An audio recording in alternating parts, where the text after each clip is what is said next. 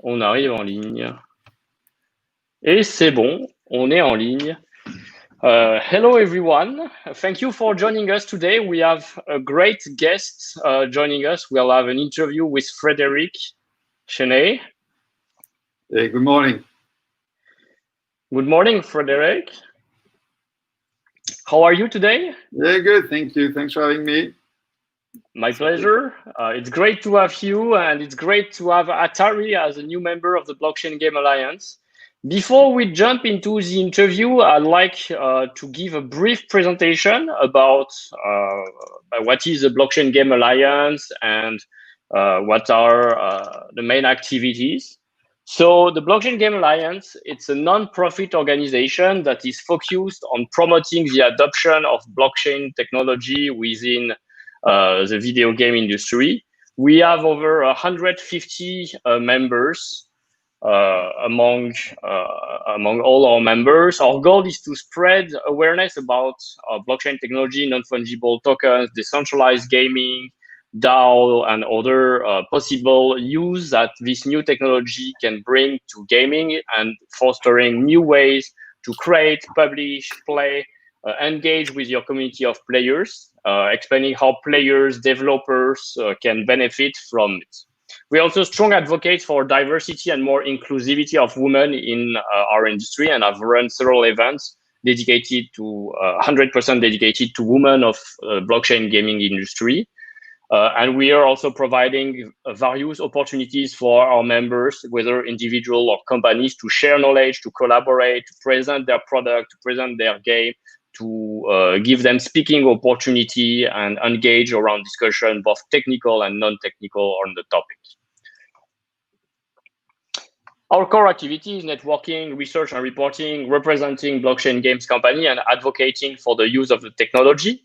This is, I would say, like the big picture of all the member companies, not only gaming companies now, but traditional game studios, solution development solution, even investors are part of the Blockchain Game Alliance, media, and many more members. You're always welcome to join as long as you want to help and learn from the space. We are one of the best places to be. I'll skip that part, but as you can see, we have reached a lot of events going on almost every week, involving different speakers, involving resource, on activities around different topics. And as well, more recently, specifically focused on women, on the blockchain gaming, NFT, and digital art industry to promote more inclusivity. And without any further ado, today we are having Frédéric with us, who will be answering a couple of questions, which I would prepared, but as well directly from the public. So we'll get a chance to ask him anything, and he'll try to reply you within almost 45 minutes. Again, a great news as well, Atari. Wow, it shines on red on me.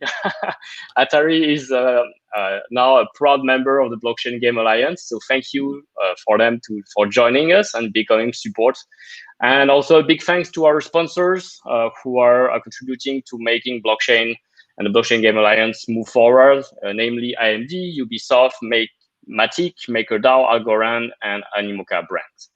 If you want to join us, you can also follow us on Telegram, on Twitter, on Discord, or via our website. All right, that's it for the stream. Let's move like this. Is great. So, hello, Fred. How are you? Yeah, good. Good morning. Great. Can you tell us where are you now? I'm in New York City, so this is where the team is based. Most of the team, we have some team members in Europe, but most of the team is based in New York City here. Excellent. Would you like to share with us a little bit more about your background for those of us who don't know who you are? Sure. So I've been basically with the brand for the last 20 years. Before that, I was working at an investment bank. I was an investor. I was advising company. And in 2000, for those of you who remember, Infogrames bought the Atari brand from Hasbro. The company was renamed Atari. I was Deputy CEO at the time, CFO. So we basically kept growing the brand. A new hedge fund became shareholder in 2007. They became the largest shareholder, so the team left. Stayed in the US. I kept producing video games, investing in tech companies. So that was, for me quite natural because this is what I was doing inside the Atari group. And then late 2012, early 2013, the hedge fund basically blew up. It's public domain, so it's the hedge fund was Blue Bay Master Recovery Fund. And I got a call saying, hey, would you like to come back and basically take the company back from us? So I did that. The hedge fund had gone into liquidation, and we had also put Atari into bankruptcy. At the time, it was 1 million euros of revenue and more than 30 million euros of debt. And I was able basically to come back to make the deal, survive bankruptcy, which was not an easy task, repay the debt, and now we are rebooting the company. So it's a long story made short. So it's true that I've seen a lot of the brand, about the brand, and of course I like it. And I think it's much more than video games. This is what we always say, because you have games, and we'll discuss about that, but there's much more than video games. Exactly. So can you tell us a little bit more about where Atari is now in 2020? Okay, so yeah, sure. So what happened is that it took us between 2 and 3 years to turn around, extricate ourselves from bankruptcy, repay the debt. So we've really rebooted the company basically for the last 3 years.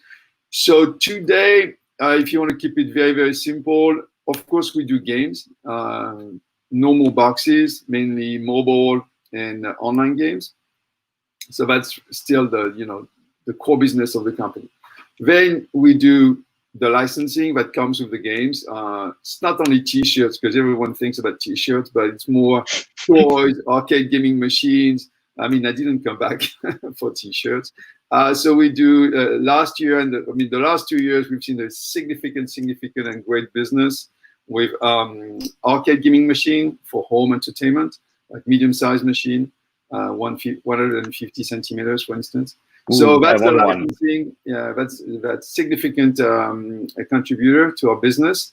Licensing also encompasses, for instance, when we license the brand to movie studios. We're working on a big license now. I'm not sure if it's going to happen, but it's basically licensing the brand to a lot of companies. The games are in the Teslas.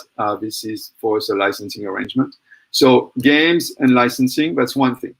Then Atari is also known for hardware. So what we did, starting almost 3 years ago, with the support of many backers from Indiegogo, and I'd like to thank them on this chat. We started the design of the new computer system, the Atari Video Computer System, VCS. So this is not a console; it's in the name. This is a computer system, and we're going to release it this year. Of course, we've been hit by the virus. We've been hit by the fact that the supply chain in China went almost down, and it's still not back up to normal conditions of pressure and temperature. Right? We're still struggling. So that's the second line of business. The Atari Video Computer System. It's a computer. I'll come back to that maybe during the interview. It's a computer. It's not a console. It's a computer that has an environment which is curated and which is a console part of it. But it's a hybrid system, both. But technically, it is a computer powered by the last generation of the AMD chips, the Ryzen chip. So that's the other business, the video computer system. Then we do casino games. I don't put that as part of games because it's very, very different. It's a combination of licensing, a combination of direct operations in certain countries. It's really a business unit on its own, and it's not games because it's always regulated. It's not the same audience. It's definitely very different.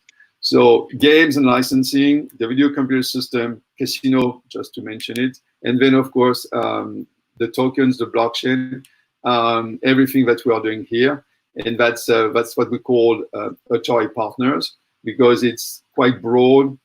You can, with the brand, you can look at it from many angles. Could be a game on the blockchain, could be a token, could be a crypto casino, could be anything that is blockchain related, so to say. So that's this is how we have organized the business. Wow, it's so impressive. So those 5 units of business and activities, all of them into one major brand, Atari. How many are you, like, to manage all those activities? It's always the same question, same answer. So let me start with the history. In the year 2000, 2004, 5, at the time we were 2,500 employees, give or take a few in average. I think the highest was slightly above 3,000 employees. We had 1,000 developers. We had a lot of people selling boxes at retail. We had of course, corporate business. We had a lot of activities. So when I came back, it was impossible for me just to reboot and say, hey, let's bring back 1,000 people. So the way we reorganized the company was really to look at what we had, which was a brand. And that's basically today what the company is about. It's a content production company. So we do games, we do the VCS, as I've explained. So each business line is really organized using third-party developers. So I'm saying this because when I'm going to give you the number of people, it's around 20. It doesn't take into account everyone who is working, for instance, at Envisio. It's the studio working on the RollerCoaster Tycoon game. Back in the day, it would have been done internally, so we would have had many more people than 20. But right now, the way I was able to organize the company, first it was a big decision. It was my strategy, but at the same time, it was the only thing available. I was not going to hire 250 people. So right now it's 20, and if you were to look on an equivalent basis, like as if all the external studios were full-time employees, I think that maybe it will be slightly above 100. Mm-hmm. So it's just a different organization, and I think this is really what is important today. And with the COVID-19, I think we're proven right. For instance, the VCS is manufactured by a company in China. We do not own the company, right? Even the design, right. We do not have the design team in-house. It was easier for us to go to the best team, make what I think is a good arrangement with them, and take their expertise, and we basically share the profits. All right. So with new organization that you've been able to put in either by your decision or by the circumstances, and that's proving Atari to be now a successful company, how do you see yourself against big boys like Activision? And is your involvement with tokens and blockchain one step forward to reach to those big boys? Do you have anything to share about that? Yeah, sure.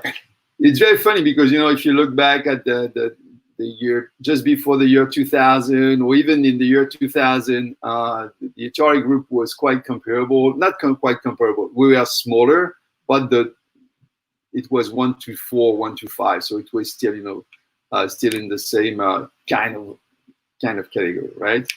Mm-hmm. Today, it's just completely different because you have giant companies, and we're just rebooting. So it's impossible for us just to say, okay, you know what, the goal is to catch up with these guys. We have to be just very, very different. And at the end of the day, we are different because we have a brand which is applicable and which can be exploited in many, many, many categories. So I think for me, the goal is not to say, hey, let's relaunch the Atari games, because who wants to play a new version of Pong? Yes, so a lot of people, but Pong doesn't have the potential to be or to catch up with, let's say, Call of Duty or Fallout, right? It's impossible. So we have different assets and we have a different audience. So this is why we need to have a different strategy. And this is also what here we want to do as a team. So it's more, when I try to compare myself to the big boys, so to say, of the video game space, it's easier and it's better for us to say we're a game and content production company. We have a brand, and we're going to basically have our own business and exploit our brand in very selected business lines. But we push, of course, for game. We know it's going to be highly, if not impossible, to catch up with the other guys on the video game side. But at the same time, take for instance Blade Runner. We were in the first movie. We are in the second movie. I don't think that the other companies have that type of brand. So we are very, very different. Our audience, everyone, we sell a lot of T-shirts with our brand, and I don't think that the other guys sell as much or as many T-shirts. So it's a very, very different play. It's a multimedia play. It's not like a gameplay on Atari. It's of course, if we can build big franchises, and we've released like great games, and we're about to launch a music game based on the Avicii catalog. We work on that with Elover. It's a studio out of Sweden. So the game will be released during summer. I mean, I love this game. We have RollerCoaster Tycoon, but again, it's a very, very different play. And I think this is also why we love video games, because everyone, you can be a studio, you open your shop and you can have a hit. There's no barrier to entry. So it's just a different strategy, different asset.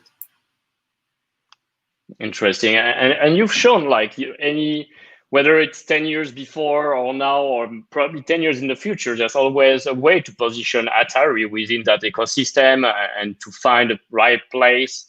As you say, there's no barrier to entry, and is for you. What is your opinion now regarding, I would say, blockchain? Where do you see yourself within the next 10 years in the landscape related to blockchain?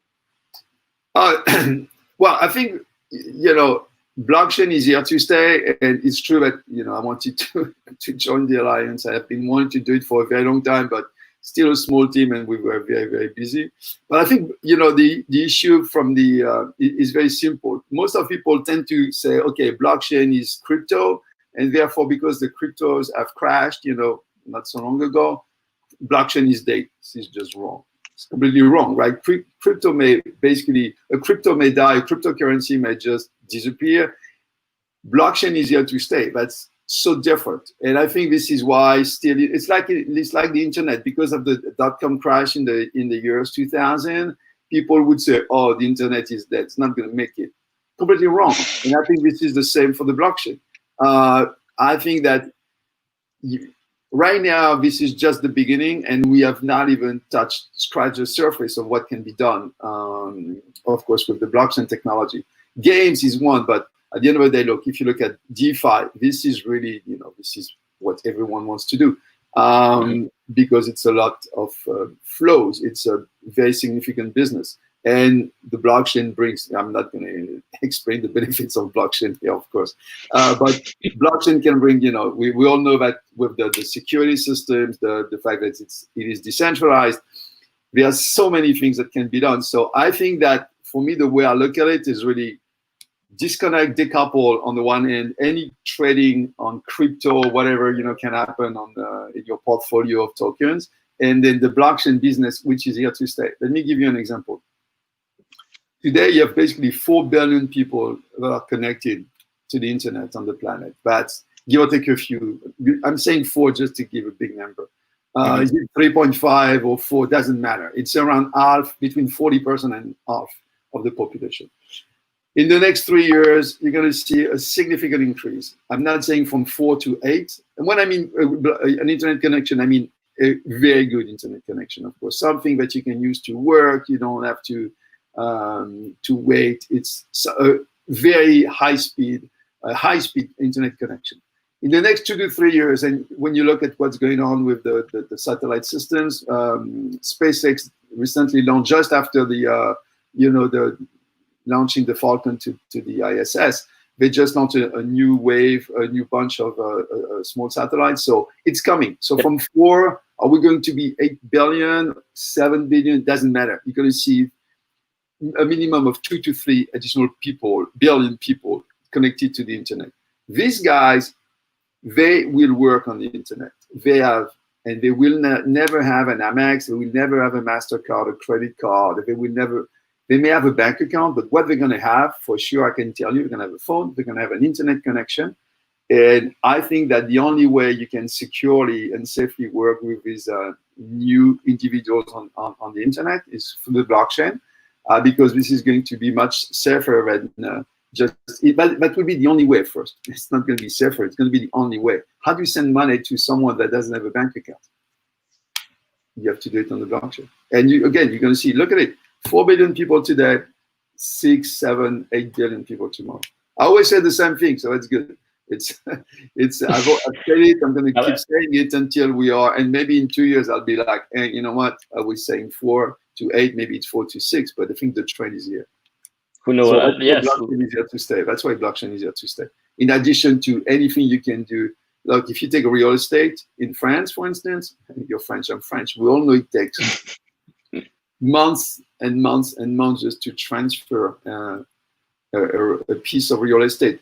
There are reasons to that, right? You have to check that there is no mortgage. You have to check that the guy has not taken the debt just at the last minute before selling it to you. So I understand that there is a need for some verification, but it doesn't have to be 3-4 months. It's just impossible. So I think you're going to see the same thing. Look, everyone knows the example of bank, right? It should not take 3 days to clear a transfer. Yes, in best case scenarios, like I've seen even worse than that. So this is easy, these are the easy cliches, right? Yes. But I think the most important thing is that blockchain is here to stay. You're going to see a lot of cryptos that are going to appear, disappear. Doesn't matter. You're going to see blockchain staying. So full connectivity, internet everywhere in the world, thanks to satellites, etc., and payment system, blockchain for a utility of blockchain through enabling anyone in the world to make payments. That's you would say one of the key points for the mass adoption of technology. And after, what are those people going to do beside payment? Are going to play games, I suppose. So games and DeFi, do you think those are really the two leading I'm not sure. use case? Once you have the pay, I think between the integration of the payment systems and before they play, I think they will want to work. So it's not there yet, but I think, look, take games. If you have it on you'll see. Right now, I think you're going to see the emergence of some smart platforms that will offer jobs to be done in games, like testing, translations, things like this. So my view is that you're going to see a lot of these jobs that are currently done right now in the US, in Europe, in India. You're going to see a lot of these jobs going to other countries. But I think once you know how to deal with someone, interact with someone from a monetary standpoint, I think you can just then say, hey, why don't you just do this job and then I'm going to pay you. So it could be, again, testing. The issue here is more like, are you going to give your code to your source code to someone where you don't know where he is, what's going on, you're not sure. I mean, you're not going to give I would never give the code of our next game, to someone if I don't know that is working in a safe environment, physical environment. But you can see a lot of people checking contracts online, doing proofreading. They're going to teach themselves. So I think you're going to see a lot of between getting the money, I think the blockchain payment system enabled and playing. I think you're going to see people working and making money at least. But you can make money. Look, you can make money in games today, right? You can take Animal Crossing, or the simple example I give is like you can download the game, you take the avatar, you bring it to level 45, you can resell it for you, for me, for most of the people listening to this call. It's not going to make a difference to earn 50, 100, 150, but if you do that quite regularly, and if you live in a country where it makes a difference, you make a living. It's like writing a book. It's nothing different than writing a book. I buy books because I don't know how to write books. I don't have the talent. I don't have the time. So I buy the books online. The same for video games. Okay, I don't have the time to grind the game and bring my avatar to level 40, but I want to play with my friends who are at level 40, and they have the talent and they have the time. So I'm going to buy the avatar, just like buying a book. This is something we're already seeing, like with several of the blockchain games that are out there, the assets being owned by the players. Some players are spending time, they are dedicating time to upgrade their assets, collect them, and resell them on secondary marketplace in a totally open, transparent, decentralized way, allowed by the developer. We've seen it before in gaming, like World of Warcraft used to have its farmers, people leveling up their avatars really high. So tell us more, and tell us, our audience, what decided you, when did you decide to launch the Atari Token, and what's kind of like the short story long behind Atari Token? So what we are trying to do, and there's going to be a more announcements in the next few weeks, we're basically trying to have a token of reference for the video game industry. So for the moment, again, everything is private. We have purchased some tokens. We have invested in the system. There's a platform. We are working on the wallet. It's being tested right now. So I think it's just the goal is to have a token of reference for the video game industry, a token that you can use in games and out of games. We started, in fact, 2 years ago. We had granted a license to a company called Infinity Networks Limited, but at the end of the day, for many reasons, they could not deliver. So what I did as the CEO of Atari early 2020, we basically decided to mutually terminate the agreement. So we got the rights back, and since that time, I've been rebooting the project. So we are now running the show, so to say. For us, it's that's why. So you see, hey, sometimes I hear, hey, what happened in 2018? It was just like we started. We were trying, I think, or that company. We were a minority partner in the venture, and I think it was basically the project was too big. At the same time, the project was also relying on some fundraising, and because of the crypto crash, right? The fundraising did not really materialize. I mean, not up to the objectives, and not up to what we should have been raised to bring the project to fruitful completion. So that was, okay, it was a license. We terminated it. Now we're rebooting. And it's really a token of reference for the video game industry that you can use inside games and outside games. So I'm just going to give you 4 examples. It's easier to look at it as you can be first an individual, right? Using the token. You can give it to another individual, buying, for instance, an avatar, buying a used game. You can give it to a company if you want to buy a new game. So we've announced this morning that the token, that we're working with Robot Cash for the integration of the token. So as an individual, you have a use case. You can also gamble in some crypto casinos. We've announced a couple of use cases and partnerships.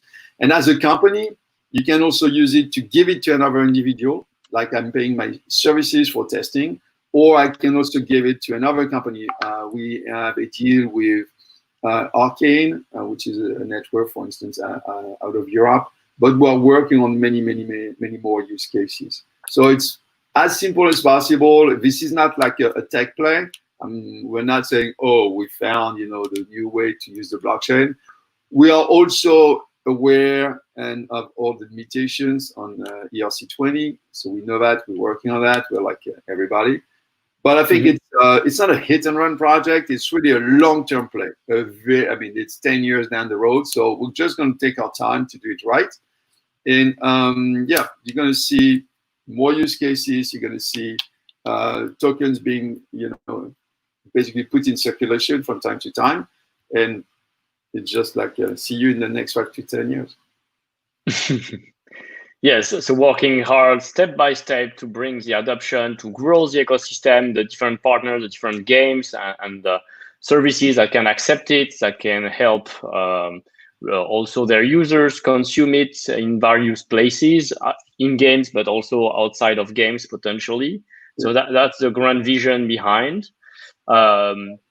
You've already announced some of those ecosystem and partners, I think, on the website, atarichain.com. Can you share with us some?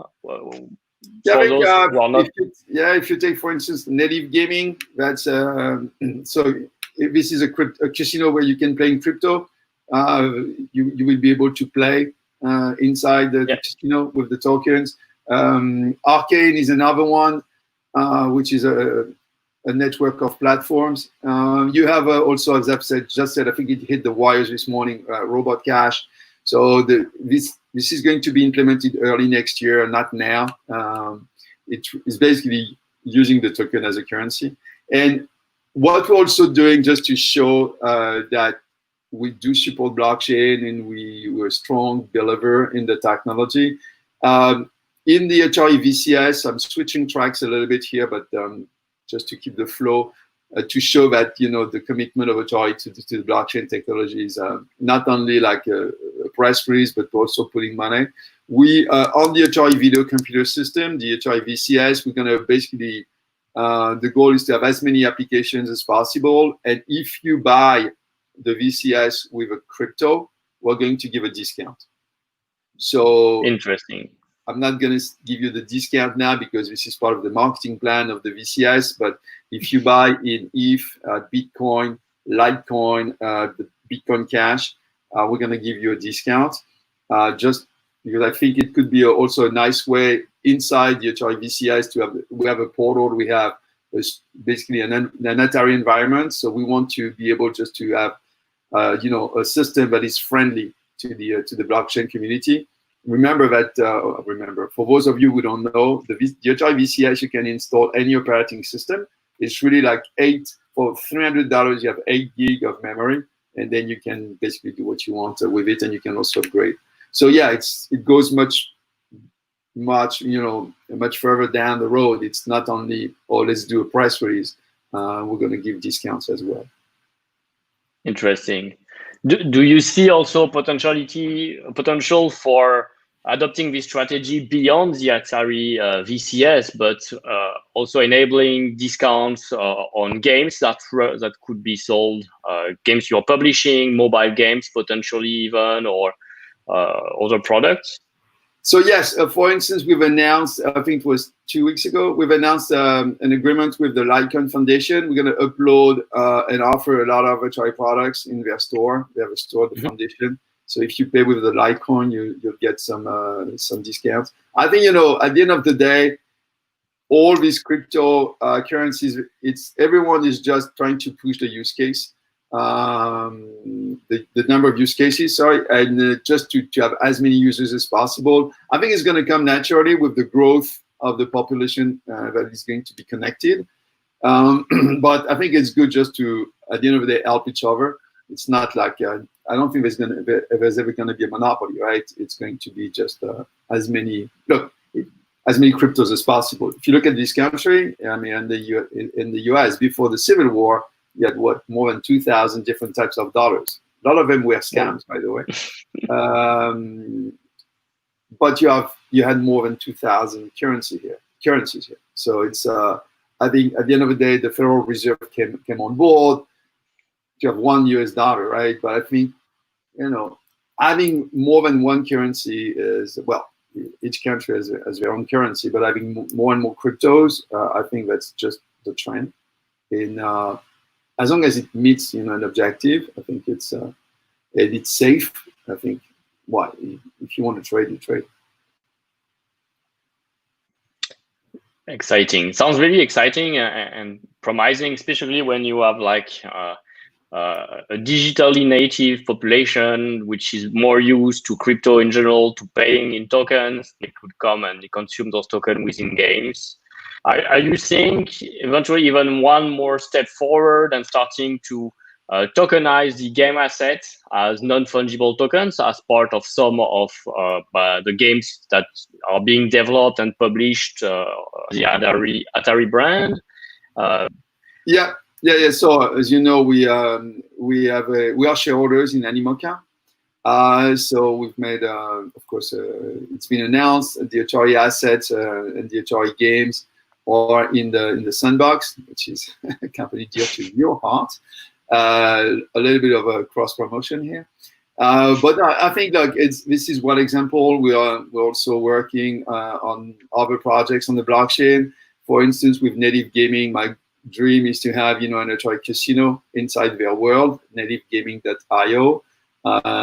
It's a network of online casinos, so being able to have our own games on the blockchain.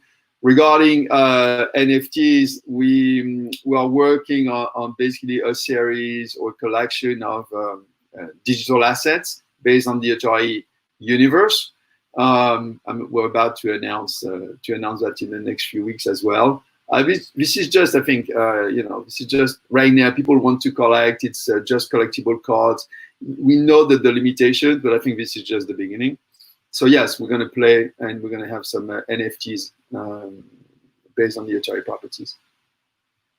That's great news. So if any other developer want to support those NFTs and give them additional utility inside their games, it will become possible soon once you will mint those tokens, which opens a lot of new opportunities and demonstrate that big brands like Atari are really open to tokenize some of their game digital asset collectible and let an ecosystem of developer build experience with it. But I think it's even broader than that. Look, I think it's if you take, for instance, financing of games.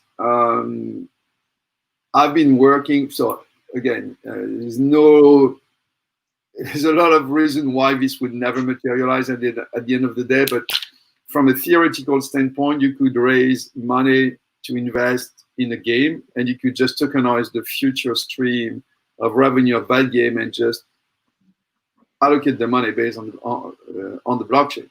If you have a token that represents X percent of the revenue of the game, like dividends, some sort of security token over future revenue, paying out dividends, and having some IBAN automated, using some IBAN automated bank accounts. You have that right now. You can just basically any amount that is that lands on in a bank account is flushed out automatically using some automation. That's possible. So you have the licenses right now available in Europe.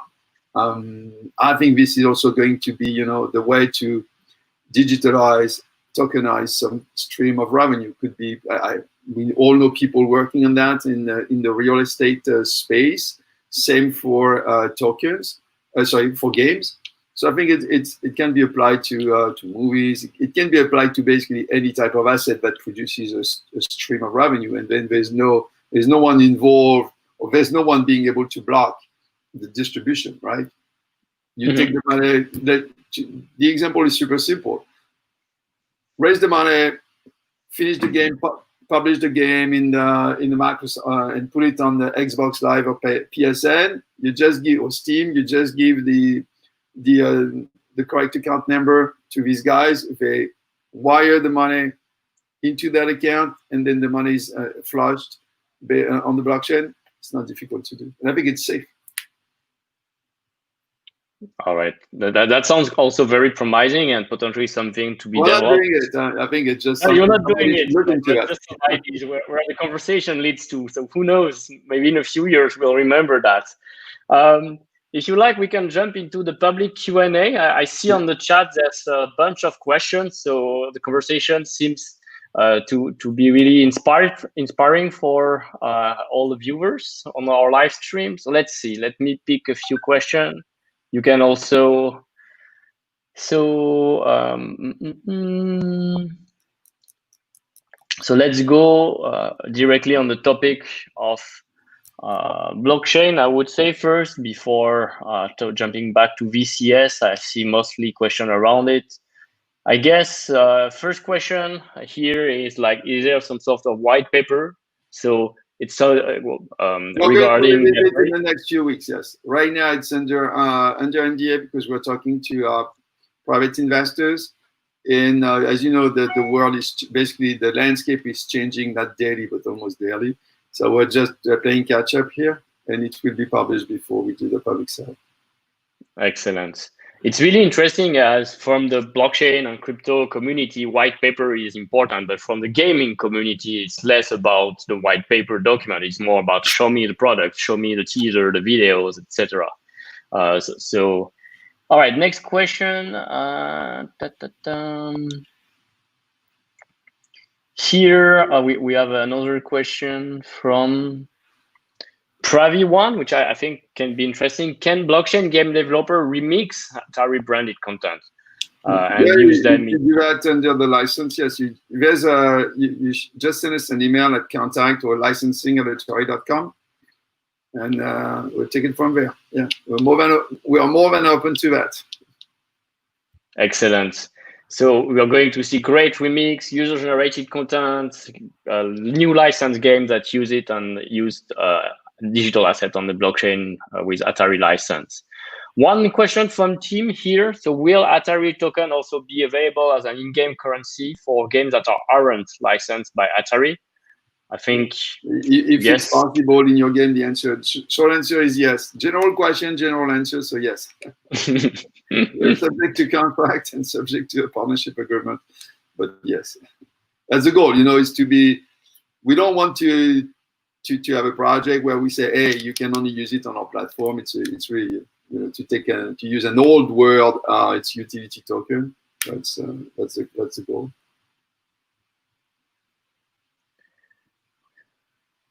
No more questions? No, there's plenty of questions. Don't worry. Which I think is, again, I would say blockchain friendly. That's our goal. So I guess, yeah, let's jump into VCS topic. So, hey, Fred, I'm wondering about the future of the RollerCoaster Tycoon series. Do you have any plans to integrate that series with the VCS or other platform like Stadia, Steam? So the video computer system is a computer, right? It's in the name. Video computer system. So yes, you will be able with the VCS to play the games, not only that you've purchased for the VCS, but as it is a computer, you'll be able to play any game that is compatible with the VCS. You just have to check the specifications. So yes, the short answer is yes. And the goal also with it's Linux based, so the goal is to have as much content as possible. But at the end of the day, it is a computer system with a curated environment by Atari, which is the Atari world, where we want to have as many applications as possible for basically the living room. The little idea, so we said, behind the VCS is to say you have two companies, Apple, Google, they do control the apps for the phones, right? You have two stores today. Maybe there's a third one in India, but this is not all where we go. But so you have two companies controlling basically the applications for the phones. But there's no one today. I think that in the living room, it's a slightly different environment. You have a slightly different, so we say, situation, and the use cases are different. So I think if you have a very easy way to play games and use some apps in your living room on your TV, you're going to see different types of apps being developed. So that's the goal behind the VCS, is to say, hey, having a nice computer in the living room could make sense. Let's do it. And this is why we made it as cheap as possible with 8 gigs of memory. And I think if you compare, it's very funny. If you compare the App Store on the first day, the very first day, the day of launch of the first iPhone, and if you compare it to today, I mean, it was impossible at the time. 2 worlds apart. Think about, just to even think and dream of all these applications. So I think there's a market there, and this is why I'm very happy, and I can't thank them enough to have had the support of the Indiegogo backers. Because without us and them, especially without them, it would not have been possible. Excellent. Did you mention, I know the coronavirus has changed plans specifically on the manufacturing, etc. But do you have a rough date for when the VCS, this year, people in Europe, or this year, still this year? Amazing. We've not released the date.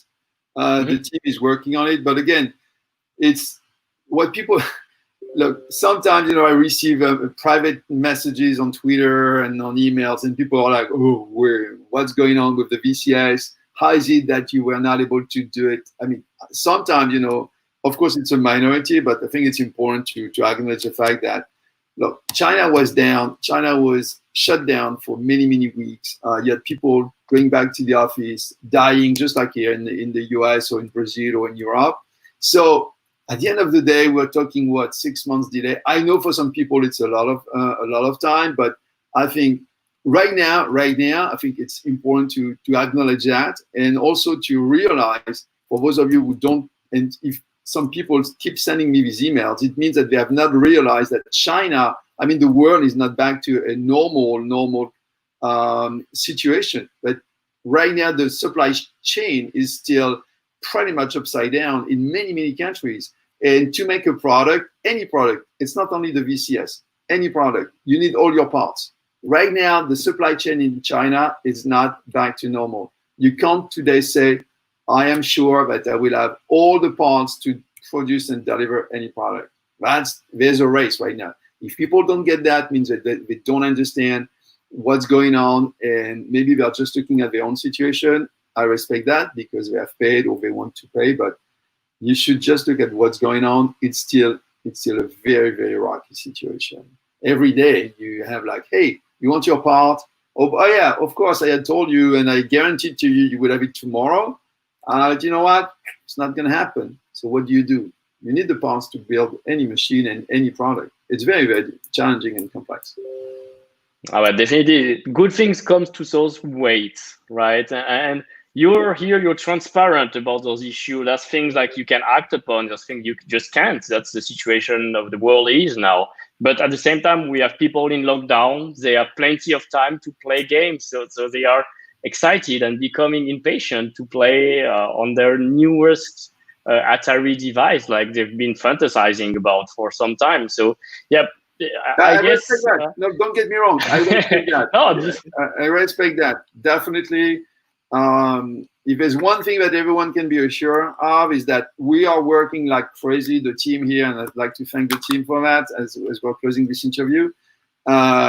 We are working like crazy people. It's not like who are like, oh yeah, of course, we're gonna wait. No, for us, it does matter, and we do everything we can. Sometimes it's difficult to control or to communicate when we want, because we also have to take into account the partners and their situation, what they can do, can't say.